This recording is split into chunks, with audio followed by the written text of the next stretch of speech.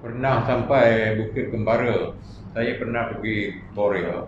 Bukit macam tu pihak PBT bangunkan, dibuat trek, kemudian dikenakan sedikit bayaran kepada pendaki bukit. Saya tengok sekarang pendaki Bukit Kembara tu makin ramai. Mungkin tuan ada cadangan ke ataupun beri sedikit ulasan? Bukit Kembara tu adalah kawasan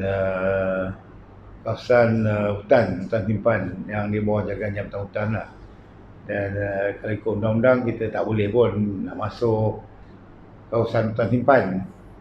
Tambahan pula di belakang Bukit Kembara tu ada kolam takungan lembaga air Selangor di bawah jagaan lembaga urus air Selangor lah, luas yang kalau kita buat trekking atas tu memang sampai kolam tu selalunya kita akan ditahan oleh penguatkuasa luas lah, yang katanya kita telah mencoboh kawasan larangan lah.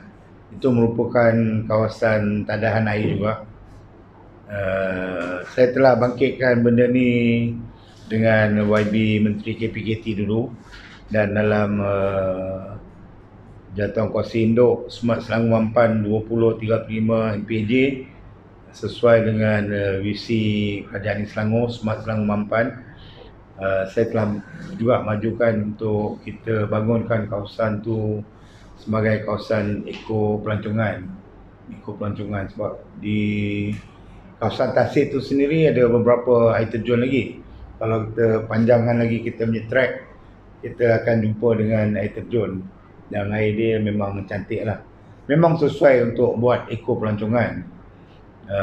Dalam beberapa pertemuan dengan YB Menteri juga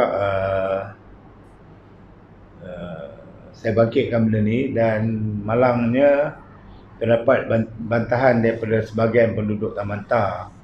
Sebab kalau kita bangunkan, jalan yang paling mudah untuk sampai ke lokasi adalah melalui jalan di Taman Tah. Jadi pembangunan nak buat trek tu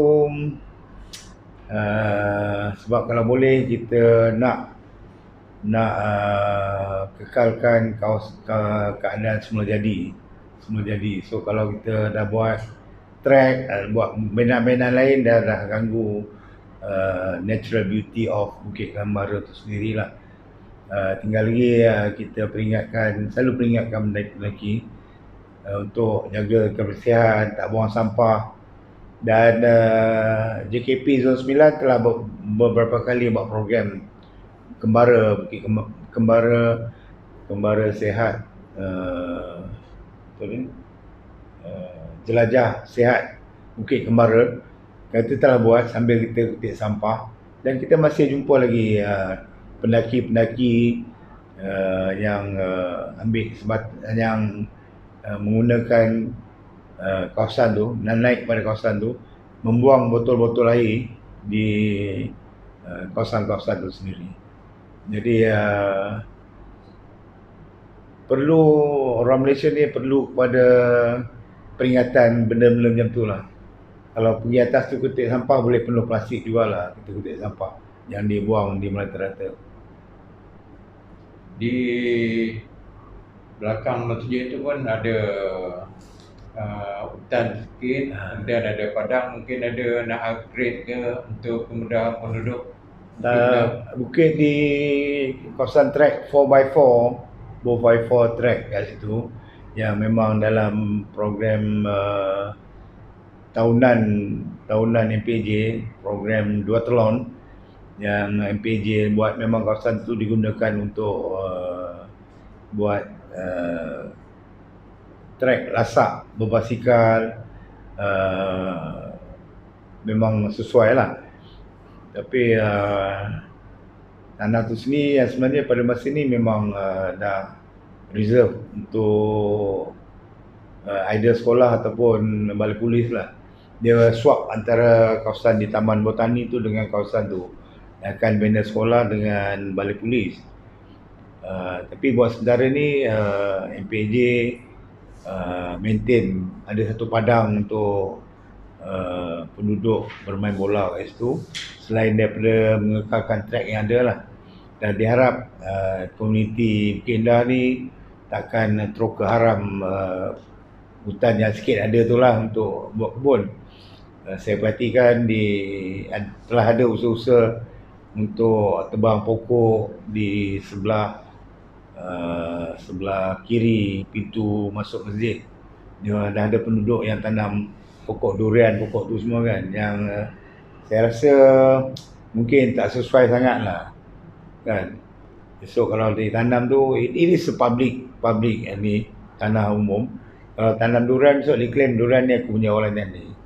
Jadi tapi yang sebenarnya kawasan tu harap tak ceroboh lah untuk buat kebun ni. Cukup lah dengan kebun komuniti yang ada.